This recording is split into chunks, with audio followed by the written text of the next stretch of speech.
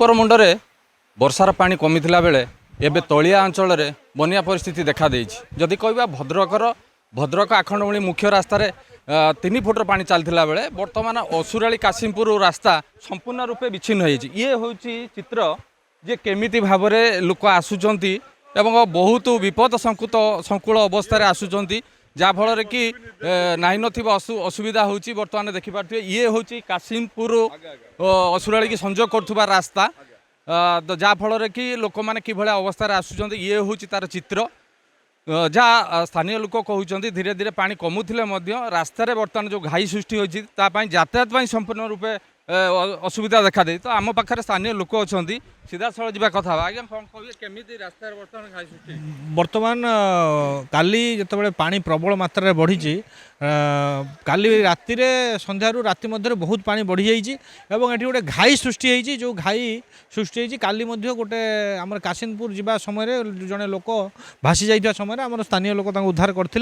बर्तमान यातायात पूरा संपूर्ण रूपे विच्छिन्न एवं अति स्रोतर जो बेगड़ा अति प्रखर थिबारु यह बहुत कष्टसाध्य होची लोक मानक जीवा आसवाई एवं प्राय यातायात विच्छिन्न गाड़ी घोड़ा जाई पारु नाही। आउ जो माने स्थानीय लोक जानिचंती से माने किछि कष्टरे जीवा आसिया करचंती लोक मानक धरिकी नबा आनिबा मध्ये करा जाउची। अन्य पक्ष देखिया बोले भद्रक आखंडमणि मुख्य रास्ता रे बर्तमान आंठुए पानी यातायातर बाधाप्राप्त सृष्टि होची कोन कबि विषय संपूर्ण रूपे तो विच्छिन्न हो जोगाजोग विच्छिन्न हो। जो मैंने कलिकतार बहुत लोक जो गाँ भितर जो पानी पशि जाइए कोठार धुसुरी एवं असुराली जो तो किसी लोक एम जो सब आसी धुसुरी मुख्यतः कोठार जावाई जो लोक मैंने जापार से असुराली रोचान आम पंचायत असुराली पंचायत कार्यालय व्यवस्था कर जो मैंने जापार से रे आम फ्री किचन व्यवस्था कर जो मैंने जापार आम व्यवस्था करूँ। जो लोक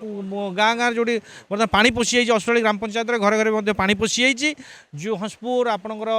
महादेवनगर मल्लिकपाटना नाथसाई ये सब बर्तमान जलधार जलबंधी मध्य आम बर्तमान रोषई करी सेवा प्रदान करने प्रस्तुति चलती।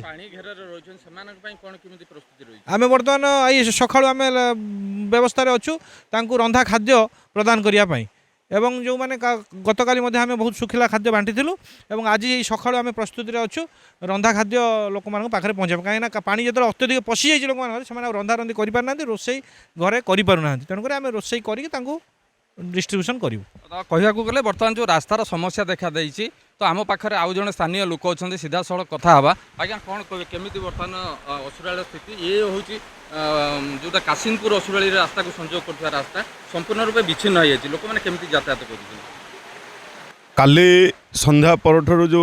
ऊपर पानी आसी आज असुराली एवं कासिमपुर रास्ता जो कहते असुराली ठारू कासिमपुर रास्ता मोटामोटी भाव में पूरापूरी विच्छिन्न हो जाए। लोक मैंने जो रास्ता काम होता एवं सुधा कंप्लीट होना जहाँफल कि विभिन्न जगह घाई सृष्टि होती। एवं मु 5 मिनट पूर्व अफिसर सहित जोगाजोग करूँ से आज आसवे तेणुक लोक बर्तमान भयभीत अवस्था अच्छा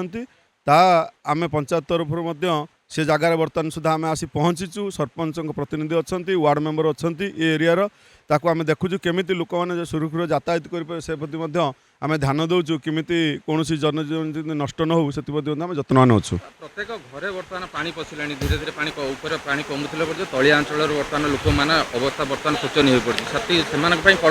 से सका भोर 4:50 बेले आम पूर्वतन वार्ड मेंबर जो कपिलेन्द्र जेना फोन करते घर कांत भांगी जाइए जोटा कि महाराजनगर जेनासाई असुराली पंचायतर से बर्तमान आम सरपंच प्रतिनिधि एवं आम से जगह बर्तमान जावाई विभिन्न घर जो पानी पशि जाइए जेहेतु तलिया अंचल पंचायत तरफ प्रशासन तरफ खाद्यपेय व्यवस्था पूर्ण मात्रा सहयोग करने आमर खाद्यपेय व्यवस्था ये रोषे होमी पहुँच पार से आम जत्नवान अच्छु। जहाँ कहते स्थानीय लोक